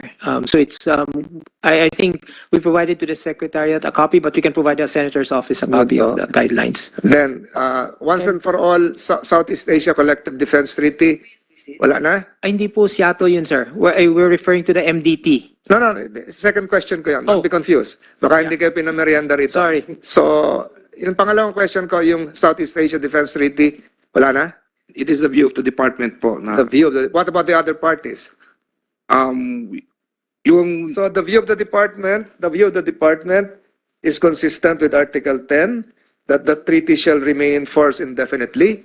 The view of the department is consistent with the Vienna Convention on the Law of Treaties. with the Vienna Convention on the Law of Treaties, Your Honor, with paragraph B po. What is paragraph D? That the view of the DFA will be supreme and primary Hindi naman, sir. in terms of interpretation. It is our view, sir. It is our your view, It is your our- personal view. No, sir. It is the department's view. Can we sir. be given Yes, sir. a written document Yes, sir. signifying that view officially? Yes, sir. And then the third question, yung Asia Pacific Fisheries. Yes, sir. What is your view? I'll check, sir, and we'll submit something in writing. Pang-apat na budget hearing na to, Madam Chair, yung sa fisheries. Kasi problema mangingisda eh. Tayo yung sa Baguio City pinirmahan yon. I think 1946, 1947, if I'm not mistaken.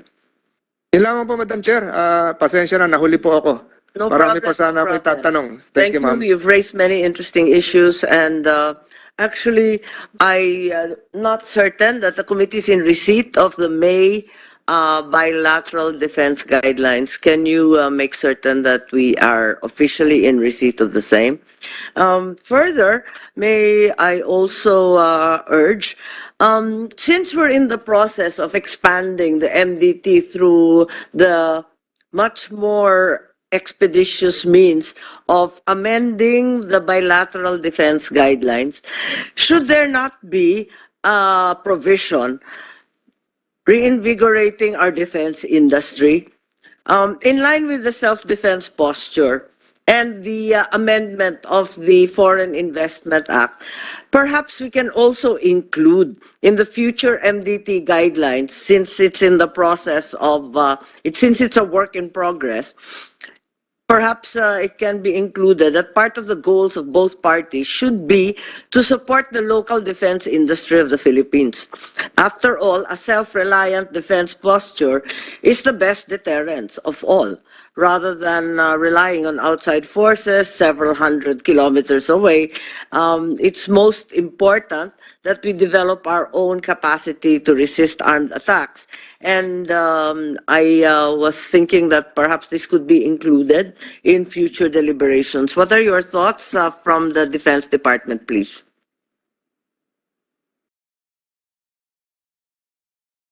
This is part and parcel of the SRDP. At the end of the day, we're just asking other parties to join us. Yes, Yusek Madriaga. Thank you, Madam Chair. Actually, one of the major program of our current Secretary of National Defense, Secretary Chodoro, is to reinvigorate the SRDP, but the concept would be a departure from the common concept of we buy equipment and then there would be a technology transfer. Now, the concept being envisioned by the Secretary to jumpstart the SRDP is to make investment at source for disruptive and emerging technology so that the companies that we invested in for the technology would have incentive to actually invest and develop plants and facilities in the Philippines as against to the conventional concept of just we buy to them and then they build the factory and Yes. transfer technology. Precisely, yeah. And as I said, please relay to the Secretary the changes in the Foreign Investment Act that now allow the same, so that interoperability be taken to the next level where the manufacturers actually transferred to the users, which would be the Philippine soldiers. So I think that's absolutely essential also, no? And I think I have one final query, and in the unfortunate incident that we have no choice but to invoke the MDT, what is the understanding of DFA, DND, and the rest of the officials here, particularly the Coast Guard, when it comes to the legal process of the United States aiding us? Isn't it clear that the declaration of war can only be made by the U.S. Congress before the U.S. can come to our aid? On the other hand, U.S. presidents have actually waged war without the mechanism of their constitution requiring the Congress to approve the same. What are your thoughts? Madam Chair. Assuming, as I said, this disastrous incident, for example, occurs, anong mangyayari? Anong gagawin natin? Titimbrehan natin yung Amerika, no? O di sasabihin ng US, teka, ang aming proseso, babalikan muna yung kongreso namin. Mag-iintay tayo ng napakatagal na panahon kasi hiwa-hiwalay rin sila. Paano ba yun? Madam Chair, thank you for the question. Well, if with the chair and the committee's indulgence, can I just say that one, we've had very extensive discussions with the U.S. side about that particular question. Two, we would request that if we can discuss this at the executive session that you plan to call on the two other issues that you raised with DND. I just don't want to have my statements taken out of context. And also, of course, I need Yes, just to update Senator Tolentino, the two other issues were with regard to the acquisition plan for weaponry, is that correct? And the water cannon, is that correct? What were the two issues? I recall there were two issues earlier. Let's just make certain we're all discussing the same two issues. I'm trying to recall also, but I know that we promised you an executive session on the Ayungin question. There was an Ayungin question. There was another executive session or submission of expected deliveries of the United States to us. Submission of report on the expected and delivered items. Yes, I think not only the AFP but also the Coast Guard. Just to recap properly. So the first was an update on the Ayungin.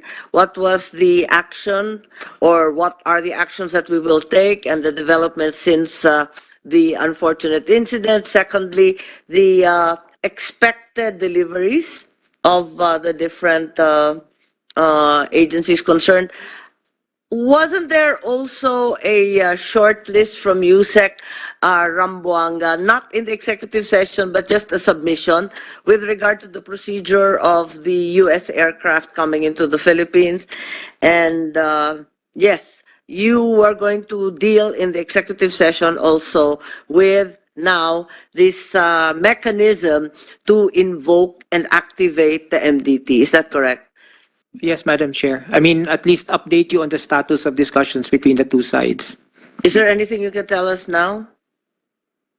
I mean, it's very, very clear there's no specific format under U.S. law for an official war declaration to be made. However, it's very clear that the Constitution in the United States vests it entirely upon Congress. However, on many, many occasions, including the war in Vietnam and the Korean War, no declaration of war was deemed necessary by Congress. So, is there anything you can tell us? We can leave it at that now, Madam Chair, with your permission. Eh, ako nag-recite, hindi ikaw. Ang daya kaya. Thank you. You can include Madam Chair President George W. Bush Yes. on several occasions, and Jimmy Carter as well. Apparently, there's at least 125 occasions when a U.S. president has employed military force without authorization from Congress. So, napakadalas na. So, it's not a cut and dried thing despite the fact that it's contained in the Constitution. Sige, so perhaps the thing to do now is to schedule, therefore, the executive session at the earliest possible opportunity with regard to the subjects aforementioned. Madam Chair. Yes, Senator Antivero. Just one last note, Madam Chair. I'm one, I think, among many, if not all of us, who would like to retain the MDT as a very powerful deterrent. Opo, just to affirming that and focus talaga dun sa 3 lines of efforts na sinabi to make it unpalatable for China to trigger the MDT at dahil din sa pressure ng ibang mga treaty allies and partners natin. Parang ibang klaseng Madam Chair, coalition of the unwilling na magkaroon ng gulo whether sa West Philippine Sea or sa Taiwan or kung saan pa man siya nanggugulo dyan o maaring nagigirian yung dalawang malaking bansa. So just to affirm that, Madam Chair. Salamat po. Yes, Senator Torres. One request to the Department of National Defense, Strategic Assessment and Planning. If you have any plans on how to upgrade the current Philippine Aerospace Development Corporation, which is now attached to the Office of the Secretary of National Defense, which is supposed to be our main aviation group plans. And number 2, thinking out loud, have you ever envisioned yourselves having jurisdiction over the Philippine Space Agency? Kung ilipat na natin sa DND yung Philippine Space Agency.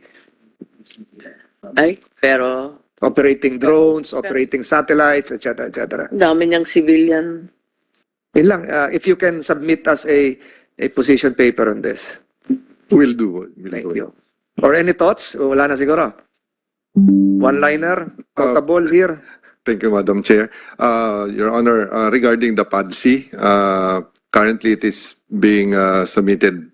The bills are being submitted for the extension of its corporate life, but looking at the financial management record of PADC, it would require a total overhaul of the organization for it to be able to be on its feet and financially viable again.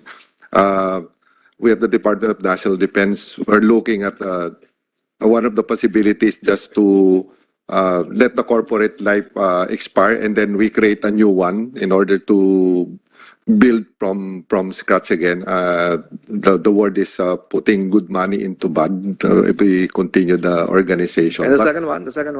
The Philippine Space Agency. But the PADSI, sir, the space agency, sir, we will consider that, sir, when we give a position paper, sir.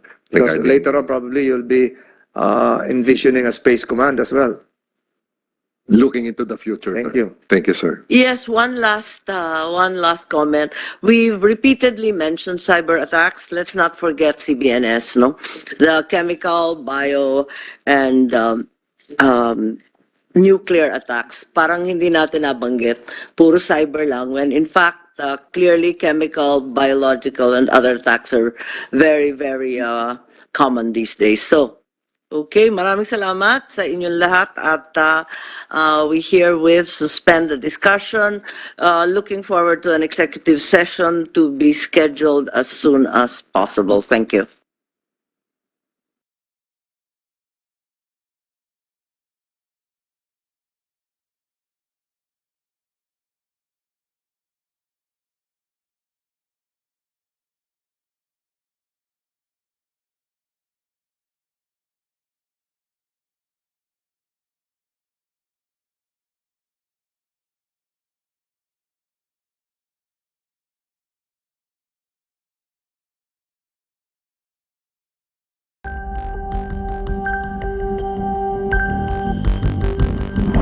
Simula noong 2016, 4 na beses nang nakansela ang barangay at sangguniang kabataan elections. Sa Republic Act number 11935 na nilagdaan ni Pangulong Bongbong Marcos Jr. noong October 2022 ay muling ipinagpaliban ang eleksyon sa October 2023 na dapat sana ay sa Disyembre 2022. Pero kamakailan lang ay naglabas ng desisyon ang Korte Suprema na ang pagkansela sa nakaraang eleksyon ay unconstitutional o hindi naaayon sa ating saligang batas. Ayon kay COMELEC Chairman George Erwin Garcia, tuloy pa rin ang barangay at SK elections ngayong taon pero inutos ng Korte na ang susunod na eleksyon ay dapat gawin sa unang Lunes ng Disyembre 2025. Lumalabas na kung sino man ang mahahalal sa eleksyon ngayong taon ay magkakaroon lamang ng 2 taon sa pwesto. Gaano nga ba kabigat at kahalaga ang tungkulin ng barangay officials? At ano ang dapat nating asahan sa eleksyon ngayong taon? Pag-usapan natin yan ngayon sa Batas et al.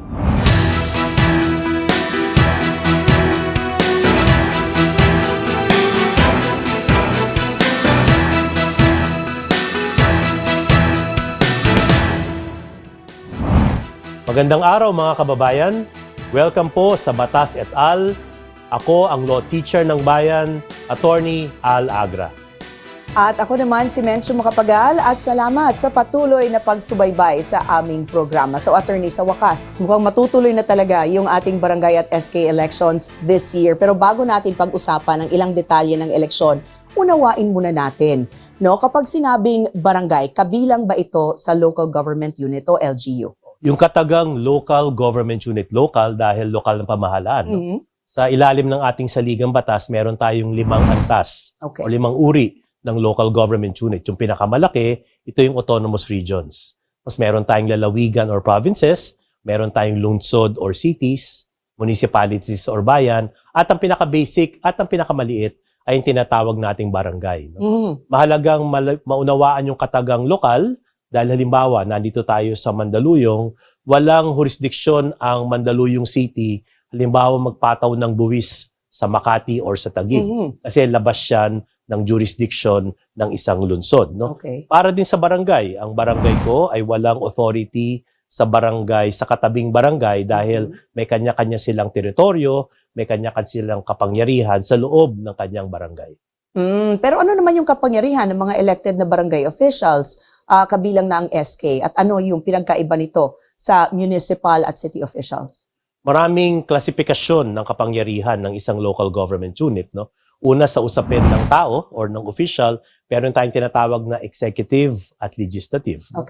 Parang, halimbawa, ang isang punong barangay o isang mayor o isang governor, para yan pangulo ng ating ng Pilipinas. Sila ang chief executive ng kanilang local government unit sa usapin ng punong barangay. Meron din tayong parang kongreso sa usapin ng ating barangay, no? Meron tayong tinatawag na sangguniang barangay, no? Ang pinagkaiba lang ng ating Pangulo at Speaker of the House at Senate President sa usapin ng barangay, ang punong barangay, ang local chief executive, at siya rin ang presiding officer ng kanyang sanggunian. No? Sa usapin naman ng local government unit bilang isang barangay, no? Ang barangay at lahat ng mga uri ng local government unit may tinatawag nating kapangyarihan mag-regulate, may kapangyarihan gumawa ng ordinansya, may pananagutan proteksyonan ang kapakanan ng